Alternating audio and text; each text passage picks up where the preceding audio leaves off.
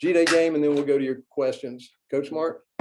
Yeah, I opened with I was very pleased and happy to have, number one, great weather, but our great fan support, and I thought our students really turned out well down there in the West End Zone.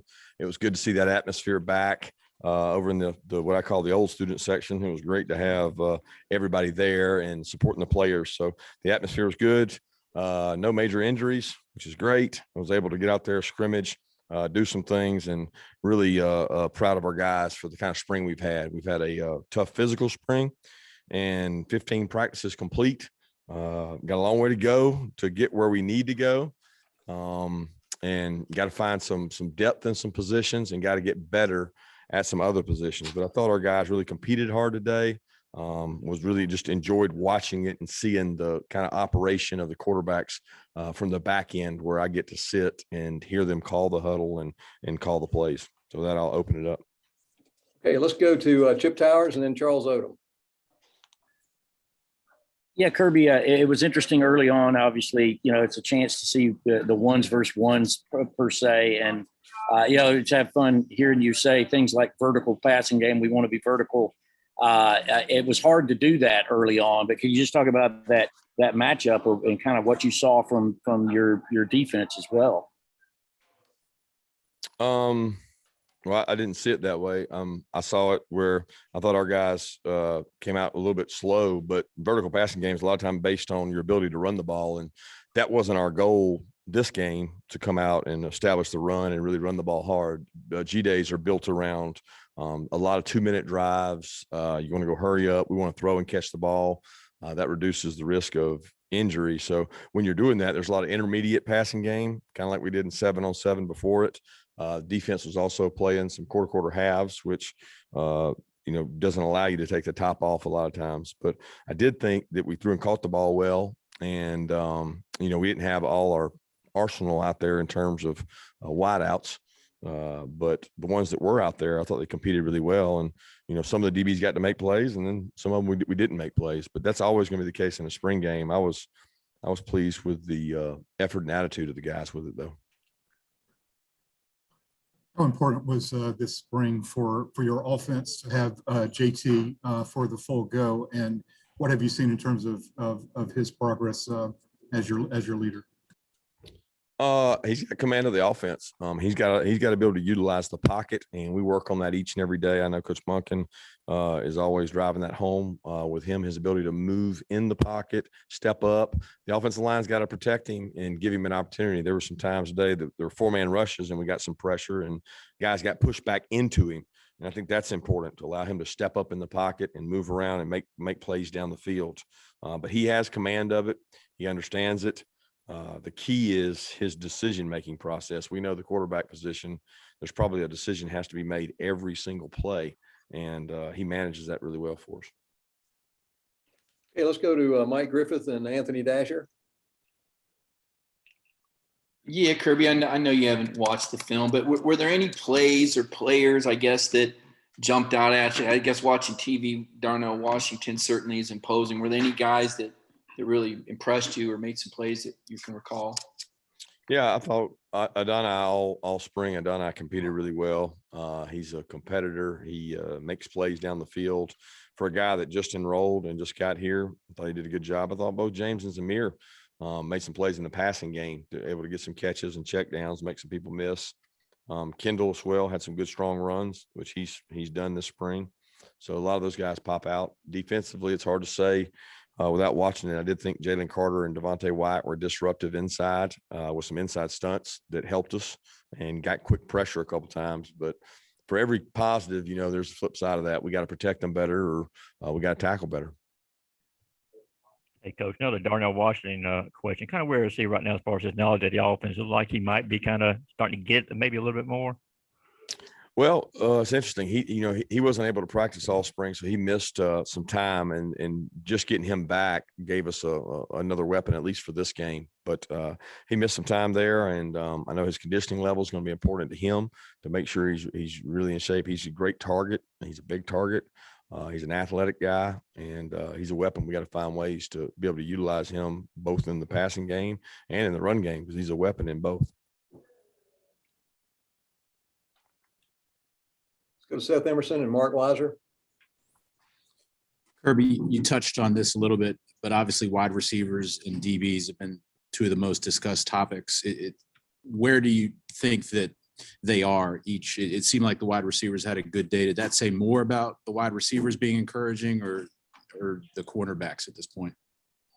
Well, I would probably argue every G Day we've come out of, you feel good about the wideouts because you throw the ball so much in the G Day game. So it's not like a G Day I can ever remember coming out of saying, oh man, we don't have any wideouts. And I've never felt any kind of negative way towards the defensive backs coming out of the spring game. And they've given up yards in passing because this game is built around that. It's probably a little unrealistic on some plays, whether the quarterback would have been sacked or not. And that's the hardest thing to measure in this, because sometimes he gets to step up and make a throw and maybe make a play down the field when you don't know if that actually would have happened or not. But we certainly got to improve in all those areas, and I'm looking forward to it. I know we have a lot of wideouts. It's going to be a really good competition come fall when we're at 100% health at the wide receiver position, because some of the guys that got all these opportunities this spring have really stepped up. And then a defensive back, it doesn't change. It's day to day. We've got two safeties we feel like have played pretty good and are experienced, but at corner, we've got to find guys that are comfortable, can make plays down the field and make plays with their back to the ball.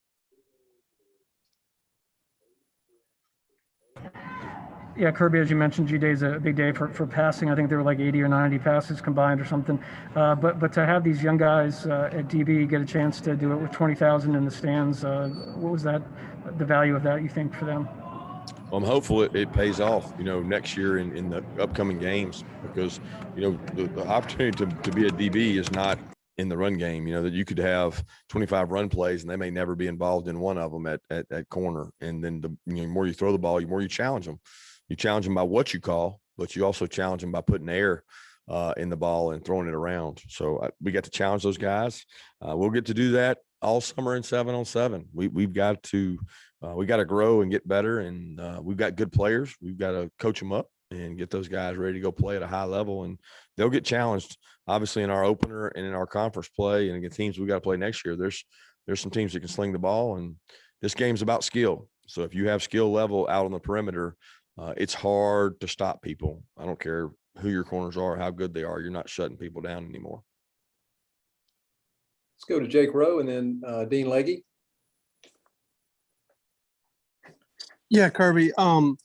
Concerning Adonai Mitchell, AD, when did you kind of get the impression that he was going to be a guy that could kind of help you maybe a little bit right away? And when did he really start to kind of emerge this spring? Because you started hearing a little bit of buzz, and then you kind of got a chance to put it on display today.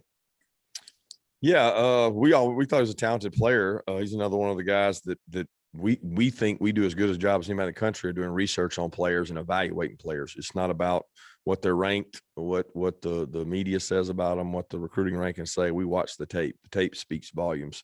In the case of Jordan Davis, it spoke volumes. In the case of Adonai Mitchell, it speaks volumes. These guys that we evaluate ourselves, we thought he was a really good player, and we didn't care what everybody else thought. And he's a good football player. So we evaluated him, kept recruiting him. He came in. We didn't get to see him in the bowl practice. He actually got sick right when he got here and never got to really bowl practice with us. So it was very unfortunate that he was here like 8 days and never got to practice once. Then he had to go home. Then he came back. He worked out well. He's gotten himself in decent shape. He needs to get in better shape, but he made plays. He made plays during the spring. And when you got a guy like that steps up, it's almost a bonus. We lost George and it forced him to play more, but man, he picked it up fast. And when Jermaine went down, he had to get even more reps. So we're really excited about AD and think he's a really good player. And the last probably 3 practices of spring ball were his best practices. Kirby, all 4 of your quarterbacks that you've had really seem to flash at one point or another today. And they, from what JT says, have been preparing as the starters all along, all 4 of them. Is this the best group of quarterbacks you've had in a single room since you've been at Georgia? I don't know. Top to bottom, I certainly feel really good about all 4 of them. I don't know that I could ever say we've had 4 that you feel, confident about. These 4, I feel really good about. I think they're good football players. I think they're bright. They're intelligent. They challenge themselves. I don't, it's hard to compare it to other years. We've certainly had a talented quarterback room before, but with 4 guys you feel good about, it's hard to have that in college football. I thought they challenged themselves. And to be honest with you, we set our practices up where they get to develop. You only got to see a piece of that today. And it's unfortunate because, today there was only 1 quarterback on the field at a time. And in our practices, there's a lot of times there's 2 out there and there's more reps available. So we're trying to get their growth to happen a little faster than it would normally without getting the reps. Okay, let's go to Jed May, and then we'll go to Red and Black, either Drew or Catherine. Hey, Kirby, kind of a 2-part question on the offensive line. One, what have you seen from Tate Ratledge and sort of him trying to get some playing time there at right guard? And 2, on the left side with Sawyer, Truss, and Justin Schaefer, sort of what's the competition looking like with those 3 guys, for those 2 spots on the left side right now? Well, it's all up for grabs. We'll review this tape, see how they did. Jamari didn't get to practice all spring. He had a couple of practices he had to miss. So he may have been a little rusty out there today. Tate's been in the thick of it. Tate's physical presence, toughness. He's strong in the weight room. Being guard in the SEC, you got to have a firm pocket and you got to be able to move people. And you go against the best defensive lines every year in our conference. And you got to have some mass. You got to have some guys that can sustain heavy rushers. And we think Tate does a good job of that. Schaefer and Jamari have been splitting some reps, and then Jamari's been doubling up with Truss. But, we're not where we need to be, in the offensive line. And if we're going to be a good team, we've got to protect the quarterback and we got to be able to run the ball. And that's one of the areas we're going to have to take some of the largest leaps to get where we want to go next season. Hey, Kirby, when we talked to JT earlier, he mentioned a lot about the check down, and you've talked a lot about yards after catch. So how do you think the team did in that respect, both on offense and defense today? Well, part of being a quarterback is take what the defense gives you. There was a lot of times today that's what was given. It may have been a 2-minute situation, may have been a long yardage situation. And we're trying defensively to get better at zone. We're a man match team. We don't play a lot of man to man, but we play man match. And a lot of times your back's turned to the ball and we want to get better at zone. So I thought defensively, we did a much better job of forcing a check down. Now we got to go physically make the tackle. And offensively, when we hit the check down, we got to turn a 4 or 5 yard gain into 10, 15 yard gains. And that's the only way we're going to be elite is to do that. All right, let's check with Jeff Schultz and then Connor Riley. Kirby, you touched on JT's command. I'm curious, have you seen a discernible difference even from the fall to the spring, whether it's on or off the field in his play and demeanor, and if so, how? It's hard to say discernible difference because I felt like he had a really good command last year. I never went into a game with, the Mississippi State game, probably the most unknown, but he had a command then. He has command now. I think he has better understanding of his weapons. He's got, a boatload more reps of each one of those. So I'm excited about what he can do. The decision-making is everything for that position. Get us out of a bad play, get us to the next play for the next down, use 4 downs when possible, and use a guy that can make us right. So I know he's gotten better, but a discernible difference, I think it's hard to say because I think he had a good feel, good command for the offense, even last year. Hey, Kirby, first chance to really get to see Carson Beck today. What did you make of him both today and in these spring practice periods? He had some good spring scrimmages. He had some good outings out there in the spring. We thought he throws the ball really well. He had a really good practice on Thursday in terms of command of the offense, making decisions, using the players around him. Got really good pocket presence. He's natural at stepping up, moving in the pocket. He's not a burner. He's not going to go out there and outrun you, but they still have to tackle him. And he's a big man when it comes to live play. But I'm pleased with his progress. I think he got better. Carson didn't always have the focus he needed last year as a freshman in terms of preparation, academics, on the field, off the field, in the meeting room. And now, since we started this spring, he's taking notes. He's got command of it better. He's doing better academically in the classroom. So he's trying to take a step forward and do some good things. All right, we've got time for 2 more questions. We're going to go to David Pascal, and then we'll go to Lance McCurley. Kirby, how would you assess where Ladd McConkey is right now? And is he one of the younger guys that was able to capitalize with more opportunities this spring? Yeah, he gets a ton of reps. First of all, he's got great toughness. He's got great savvy. He has no fear. He's taking some shots this spring and gets back up, keeps going. He's in a competition for return game reps. And my expectation is he competes. You know, he's going to go out and compete for special teams jobs all over the place and compete at wide receiver to learn the offense, get a little bigger and stronger. He's got really good quickness. But I'm excited about Ladd. He's a guy that's going to be a good football player for us. Hey, Coach, in the kicking game today, we saw Camarda go 3 field goals, and is there a drop off behind Pod? And what's the deal with Jared Zirkle? How's his progression over the past 2 seasons?